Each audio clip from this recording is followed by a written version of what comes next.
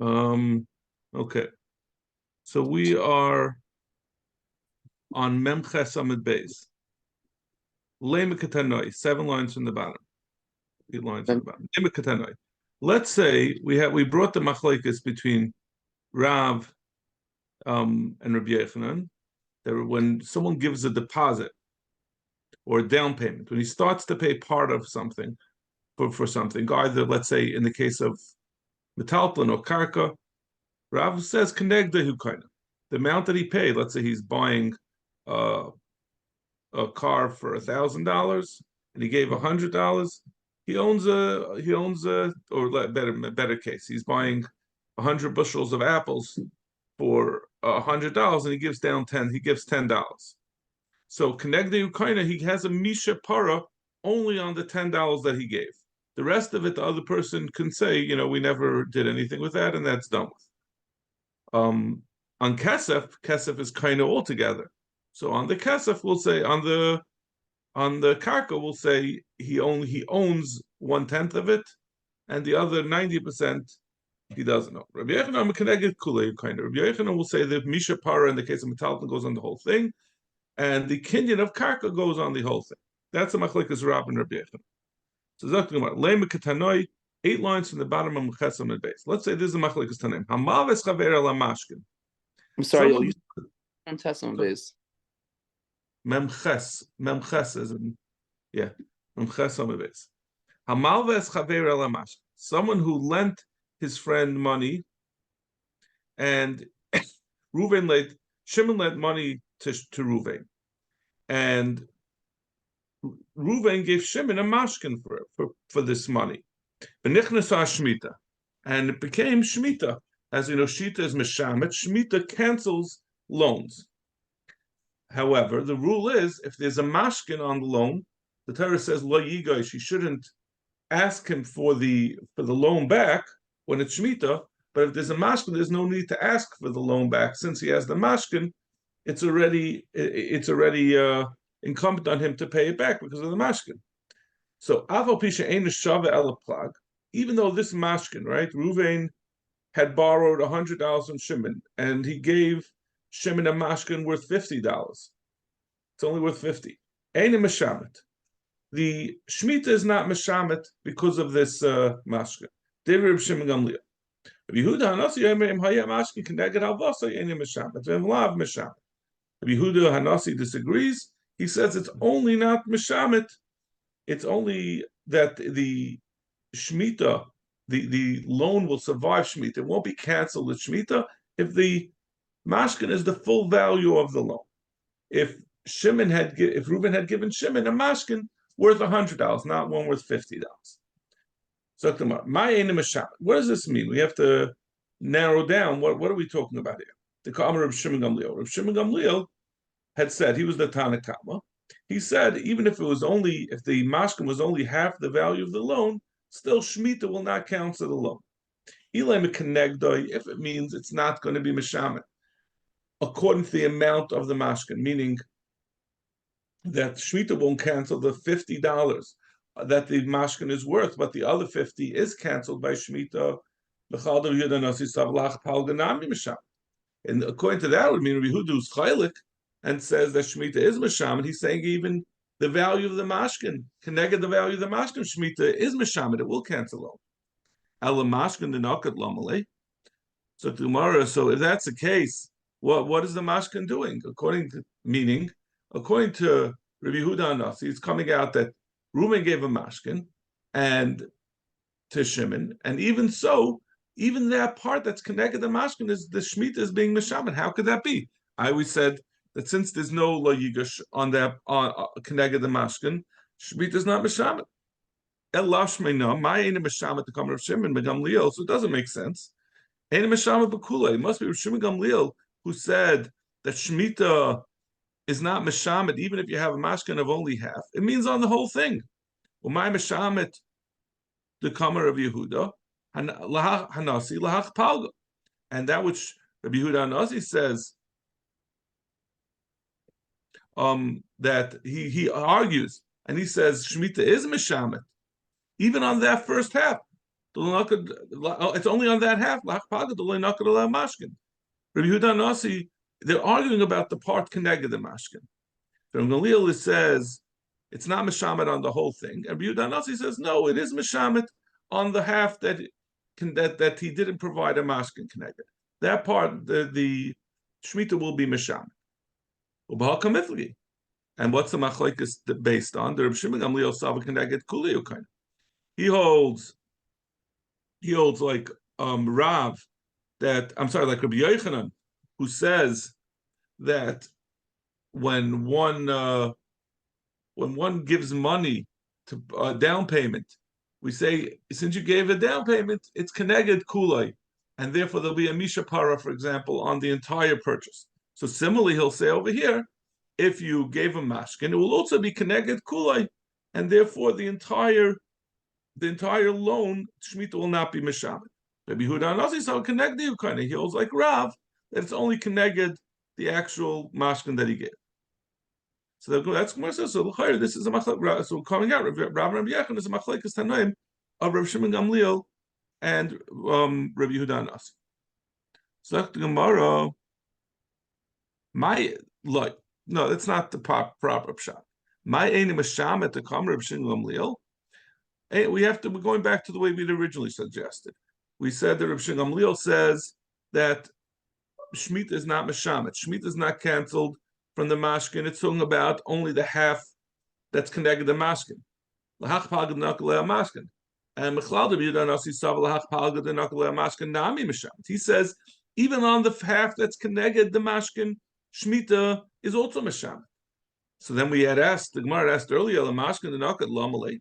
But what does Rabbi Yehuda do with the fact that we say that when you have a mashkin, then Shemitah is not meshamet because there's loy sigash. So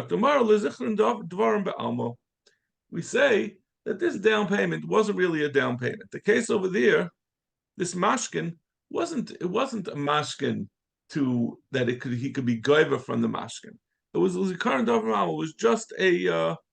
It was just something to tell the borrower to say, you have your cloak is still by your lender and you have to pay him. But it's not intended to be something that he could be gaiva from. So therefore, that doesn't help as far as stopping Shemitah from being Misham. That's Rabbi Yehuda Nasi's Shita. Rav Kahana, Yavu Lezuze Kisna. Rav Kahana got some money. Rav Kahana was selling linen, and someone gave him money as a down payment. L'sayf ayaka kisna. What happened was the linen went up in value. Also, kamei to Rav. So Rav Kahana came to Rav and he said, "I don't really want to go through with this now. My linen that it was worth $100 when I agreed to sell it, and the guy gave me a $10 down payment. But now the linen is worth $200. So I'd rather sell to someone else for $200 and cancel that sale." Amalei b'mai the nakita zuzi havlahu. The $10 worth of linen that you agreed to give him, 10 pounds of linen for $100, and he gave you $10, so you have to give him 1 pound of linen. But the rest of it, it's only a verbal agreement to give it. And if you just made a verbal commitment, there's no problem with you're not showing yourself to be lacking integrity by reversing the sale. The itmar, just making a verbal commitment does not make you obligated. Rabbi Yochanan disagrees, but he went to ask Rav, and Rav said it is not a problem. We're going to ask later on. We said we had earlier. We had brought a brisa before that ein ruach chacham noicha himenu from someone who doesn't follow through with what he said, and now we're saying not like that. Meisvei Rabbi Yosef Rabbi Yehuda Aimer Ma Talmud Loimer Hin Sedek. We ask a kasha on this that we say there's no mechusrei amana from someone who doesn't follow through on a transaction. What does the Torah say? Hin Sedek. The pasuk gives. This is the pasuk that tells you you have to be truthful in your weights. So the pasuk says, Moizne tzedek, you should have true scales, avnei tzedek, and the weights that you use on your scales should be true, should be accurate. Efa tzedek v'hin tzedek, should have both an efa that should be precise, which is a efa is a measurement, and a hin tzedek, and a hin should also be precise. Yelachan, anisham lekechem me'eschem eretz Mitzrayim. So, person, you have to have precise measurements. If you're a storekeeper and you're selling things, you have to have precise measurements. Sorry, I lost my place. Yeah. Hin tzedek v'aloy hin b'chlal efahu. Practically, Gemara, why do we have to say hin? We already said efa. An efa is a larger amount. We say even on a larger amount, you have to be precise. Certainly on a smaller amount, you have to be precise. What is it coming to tell you? It's a drasha. It's telling you not hin a measurement, rather hein. When you say yes, you should stick to your yes. If you say no, your no should be a no. Whatever you say, you should stick to it. So we see that there is a problem with reversing yourself, reversing your word. So Rabbi answers, that's coming to tell you, if you make that's only saying that you shouldn't say, oh, I'm going to sell you $100 worth of linen, but in your belief you're saying, oh, I'm gonna get this guy. I'm not planning on ever following through on it. But if you say something and then the circumstances change, which is what happened by Rav, because originally he did really plan to sell the kisna, but then the value of kisna went up. That's not mechusrei aman. That's not echad b'peva, echad b'leiv. It's just a change in circumstances. Meisvei. So now we're going to ask from that brisa that we had said a blot earlier. Amru talis kind of dinar zav the ain dinar zav kind of talis. Even though we say when you do a mashicha on a talis, you kind of the money, but the money is not kind of the talis without mashicha. Mikol makom kachalacha. However, that's halacha, even though it seems unfair. However, there's a misha para.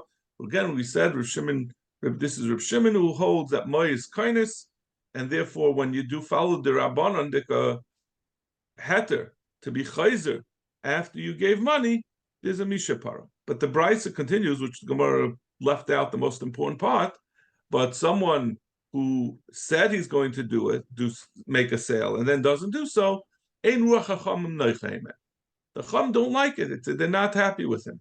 So this is Shver and Rav. Rav says there's no la mishum mechusrei amana, and we said ein ruach hacham noichayim. So Gemara tanoihi. It's machlokes tanoim. That's not. Ma'aseh Rabbi Yochanan ben Mashia she'amar libnoi say v'schal lanu poyalim. Go hire for me some workers. Halachu pasuk lehem mezainis. He got some poyalim and he said, come down to the farm. We have work for you and we're going to give you food. When he came to his father, when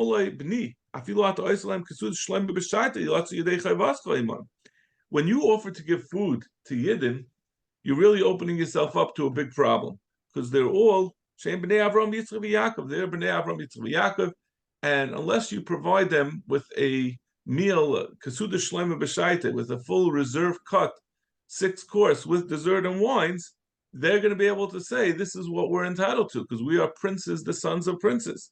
So he told his son, never offer Jews to give them food without any restrictions. You can't open, you notice, no all-you-can-eat restaurants ever last in the frum community. It doesn't work. So,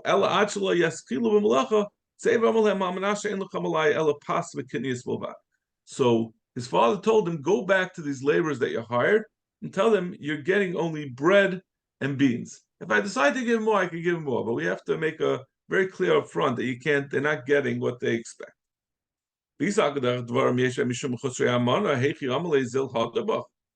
How could he say, go be chayzer in it? So we see it's a Tana that holds that you could be chayzer without a problem of chusrei amana. Right? This was Rabbi Yochanan ben Masya. It was one of a Tana.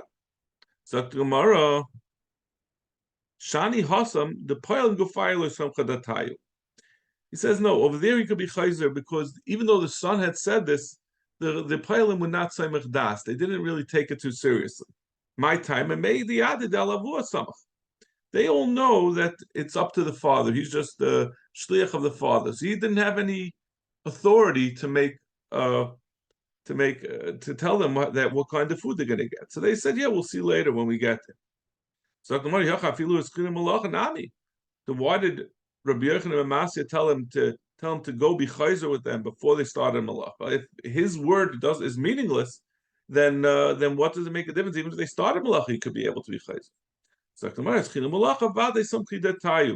No, once they started work, then they are going to be Saimach Das. They're going to get Suda Shlema B'Shaita.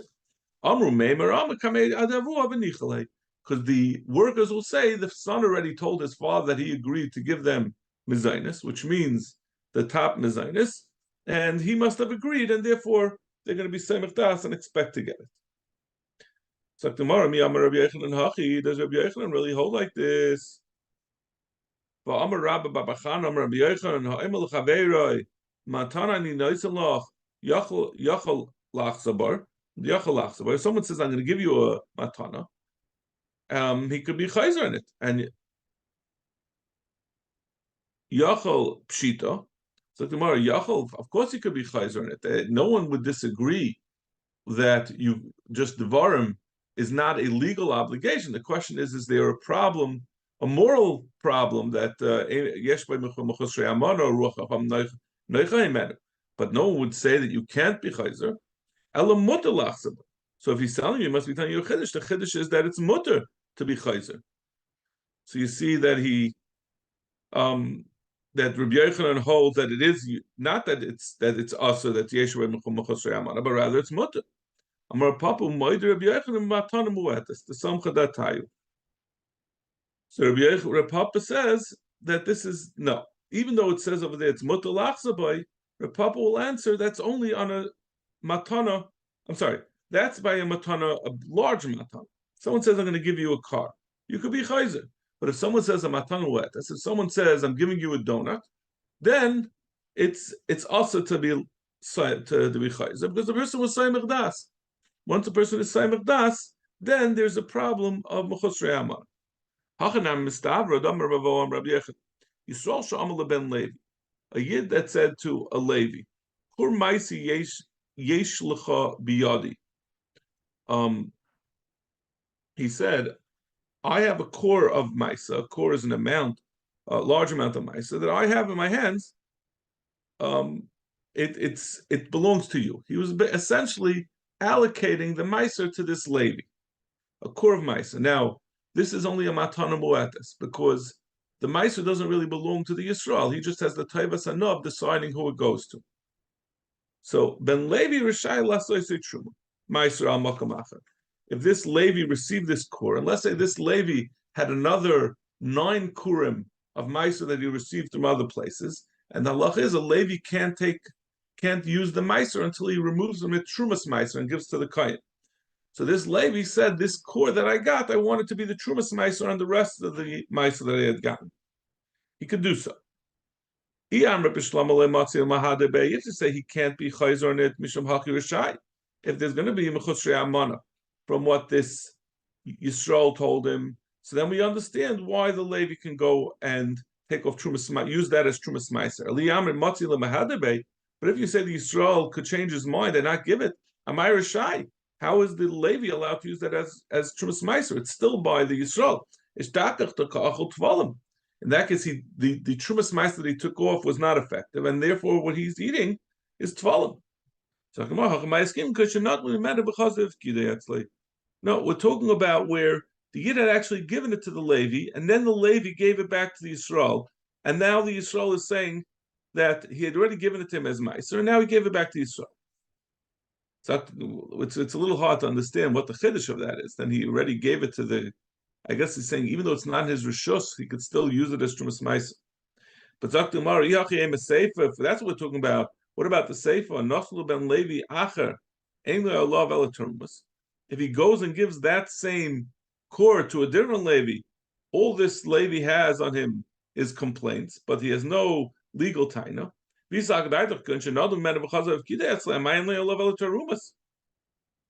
the mashka once he gave it to this yid, he gave it to this Levi, and then the Levi gave it back to him as a bikad. And then now he's giving it to a second person. He's out and out stealing. He already gave it to him. He was Moshe, and it belongs to the Levi. Elamai, we're talking about where he didn't take it, and l'chayre, it is a raya that there's nothing but tarumas. The Rabbi Yechon Taka holds that on a matana muetes,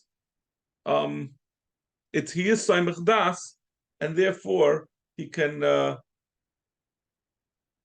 he has tainus on it. It is a mechus sheyama.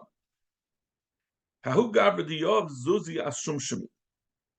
There was a fellow who bought some sesame. He gave money to buy sesame seeds. The Saif Ayaka Shumshmi. He hadn't yet delivered, but the Shumshmi went out delivered. The Saif Ayaka Shumshmi. Then the Shumshmi went up in price. Hadru Bahu.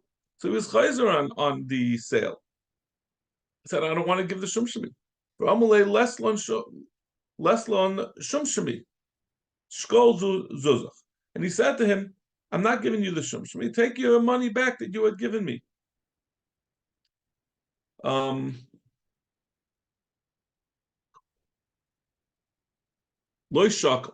the purchaser said, no, I want to get my Shumshmi at the original price. I'm not taking the money. Loishakal Zuzi, Ignav. And then that money that was still by the seller was stolen. Also, they came to Rava. Amalek, even the Amalek Shkol Zuzach, Loishakilta.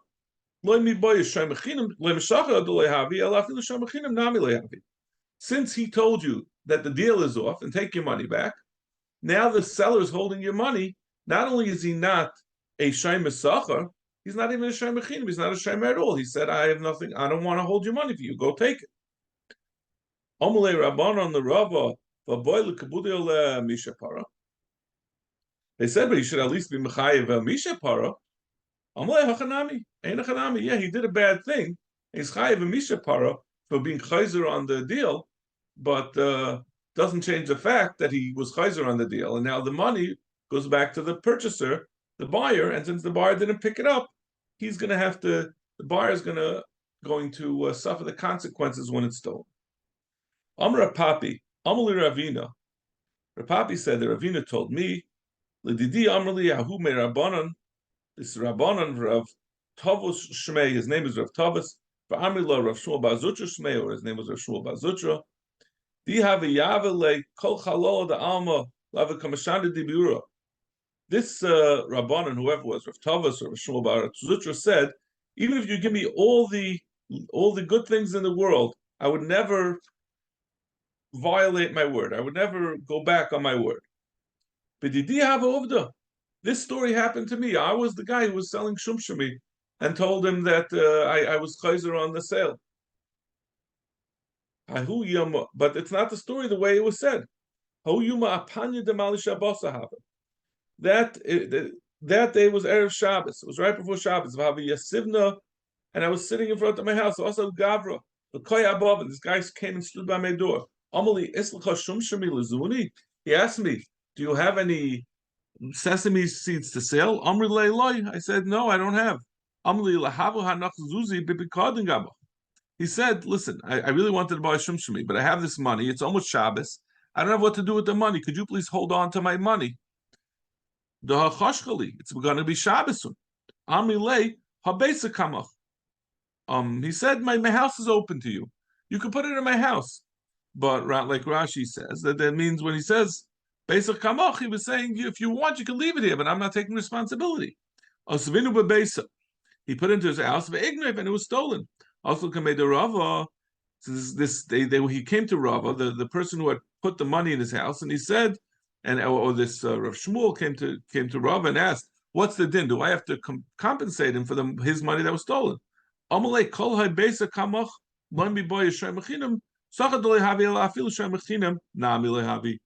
He said in this context, he said if someone says you can put your stuff in my house, there was no sale, there was no chazara, that whole part, it was just this guy happened to be asked to sell him shumshami and he didn't do so, but it was never a question of being chayzer on his word. It was just a question that he said you could put it in my house, and the question was whether that obligates him as a shem. What about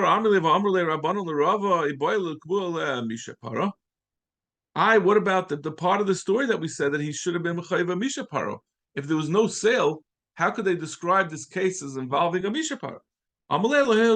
We said to him that part of the story never happened. That was all inaccurate. It was all a game of telephone. So the Mishnah continued. Rav Shimon says, whoever is holding on to the kesef, his hand is on top. Like we explained earlier, Rav Shimon holds like Rabbi Yochanan that moyis is kindness, and the issue is the reason why moyis is not kindness. The reason why lemaisa you need a mashicha is because we're worried that Shema Yisrael Chitecha Ba'aliyah, maybe the chitim will get burnt in the house while it's by the meicher after he's given money. So therefore, in order to incentivize the meicher to take care of it, we say that he could be chayzer. So Reb Shimon had said that only the meicher could be chayzer because there's no need for the leikeach to be chayzer. That doesn't help the matters. As long as the meicher could be chayzer, he'll take care of the inventory that's in his house. So Tanya, Reb Shimon, Emasai is mancha kesef heres biyad meicher. When did Reb Shimon say this din that he could be chayzer? That's when the kesef and the peris are in the hands of the meicher. Al kesef biyad meicher or peris biyad leikeach. If the kesef is by the meicher and the peris are by the yad leikeach, any else is by neshe kasva biyadoi, because the kesef is his hand. Sakumara biyadoi biyad meicherhu. What are we saying that the neshe kasva biyadoi, the yachal asav because the kasva biyadoi, the yad is not, the kesef is not in the hand of leikeach, it's by the meicher. So why is that an explanation that he could be chayzer? Elav neshe demei kasva biyadoi. So Elamai, what does it mean? It means that the value of the kesef is in his hand, meaning that the meicher still has he didn't hand over the actual thing that's being sold, the peris. So therefore, yes, what is it? Come in.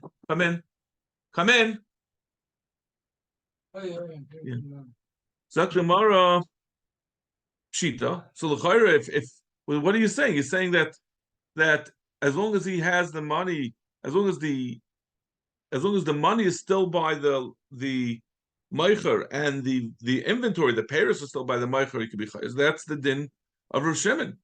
We're talking about a specific case where the attic of the leikeach is rented to the person who's selling. So the inventory, the peris, is technically in the house of the leikeach. So we're worried that maybe he'll say your chitim, that the chitim were burnt and there was no one to take care of it. Over here, the leikeach is living right there. He legally owns that land. He's renting it out, but he's right downstairs. If there'll be a fire, he'll save his own fruit that he purchased already. So therefore, so that's the chiddush, that even so nevertheless, the meicher can still be chayzer until there's a kinyan, until there's a mashicha by the leikeach. Who gathered the yov zuzi achamra? Someone who gave money to buy some wine. He heard that the governor was going to confiscate that wine. Amalei havli zuzi. He said, "Give me back my money. I don't want that chamra. I know it's going to be confiscated anyway." Also, the kamed of Chizda, the kent of Chizda, Amalei kederach tiknu mashicha b'meichen tiknu mashicha b'lekuchas. He said, "No, don't think that we said that only the meicher could be chayzer. The leikeach could also be chayzer. Einachanami, he has the right to be chayzer if he saw that they're going to be. Now, the mishapar is a separate question. Maybe this is considered a hefsid muat, and since there's a reason for it, he's able to be chayzer. Okay, I think we'll start Aina Bezshem tomorrow. Is anyone going to be able to come? Rafal, you're going to be able to come tomorrow at 6:30 in shul?